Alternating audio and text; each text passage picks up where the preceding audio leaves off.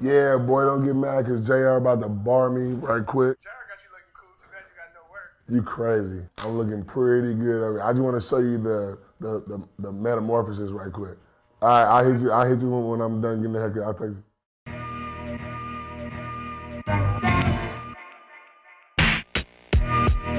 During elementary, I know that I only get one pair of shoes throughout the whole school year. So I was always trying to figure out a way I can hustle and make some money. I asked my friends if they would let me cut their hair, and I would charge them $5. It wouldn't be the greatest haircut, but I would try my best. About 4 months of cutting hair, I was able to buy my first pair of Nikes that I wanted. It was a pair of 97 Pippins. This was my barbershop. I started when I was in 6th grade. This was home base. This is where people would feel as if they could get fresh. This is where I felt like I did my groundwork.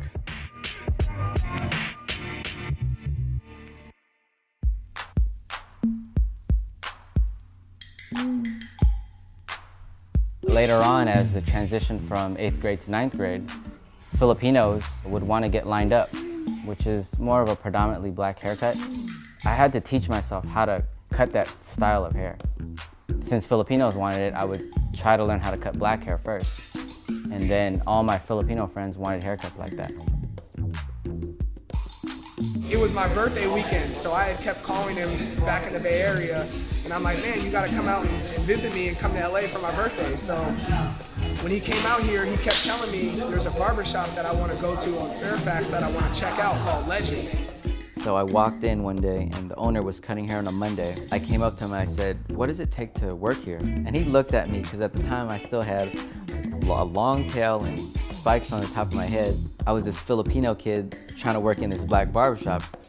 I ended up scrounging up 3 models, which was my friend Alex and his cousin and his friend Brett.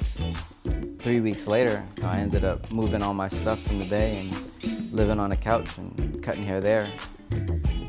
4 years later, he's cutting the best of the best. And you said I got a 6 plus S? Yep, 6S plus. 6S plus. Well, it looks like they go just get more money from your boy. So ill, though. I like it though. You watched the video one time. When I first met DeAndre, his hair was short. The first time I cut his hair, it was just an all-even haircut with a lineup around. And throughout the years, we would try to figure out what haircut fits his head the best. As the years went by, we decided to give him a mohawk and fade the sides, which would make his head look bigger, and you could actually tell that he got a haircut. That was the first year. Then we transitioned to actually fading the sides, which is called a burst fade. So it wouldn't be the most common haircut, but it would have a different fade, which started behind the ear and burst out into the mohawk. He's continuing to grow his hair and still fade the sides and line it up to make it look clean and sharp with the goatee. Now we're still transitioning, trying to find what his next look is for the next season. Where'd Riley go? Where'd she go? There she is. All right, you want to sit in the chair next to me? Uh-huh. You sit in this chair. There you go. Through Chris Paul in a State Farm commercial, I met Stephen Curry. And that to me was probably, I don't know how to describe it, but more of like a dream come true. Ever since then, like, we built a relationship and we became hella cool. What day are you going to the Philippines? Is that the first stop? That is the second stop, so the 5th, what day is that? That's Saturday? Oh, I'm going to teach you some words then. I need them. Do you know anything at all? I don't. I got 14-hour plane ride to learn as much as I can. Well, let's just get you some simple thank you. So thank you is salamat po. Salamat po? Yeah.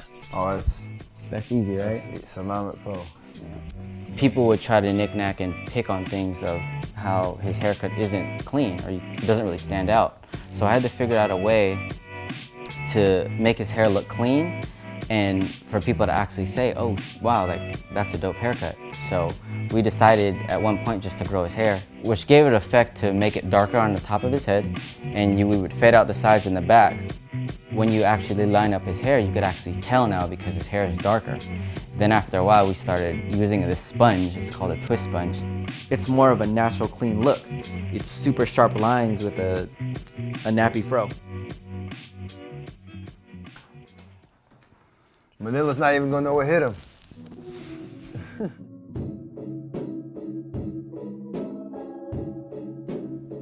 In my opinion, I think relationships is the key to everything in barbering. Every time someone sits in my chair, I honestly feel like I have about 30 minutes to gain somebody's trust.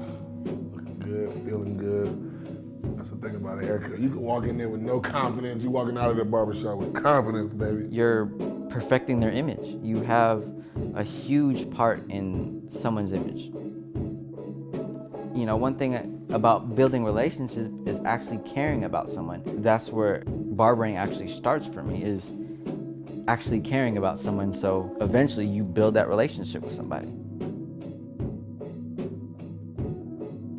There was a lot of good memories in this garage, and what's crazy is some of these clients that I have on the wall, I still cut to this day. Always coming back to this and reading this and seeing this shows hard work and dedication and loyalty, I want to say, is because a lot of my clients stayed loyal, and that only made me want to be loyal to everybody else.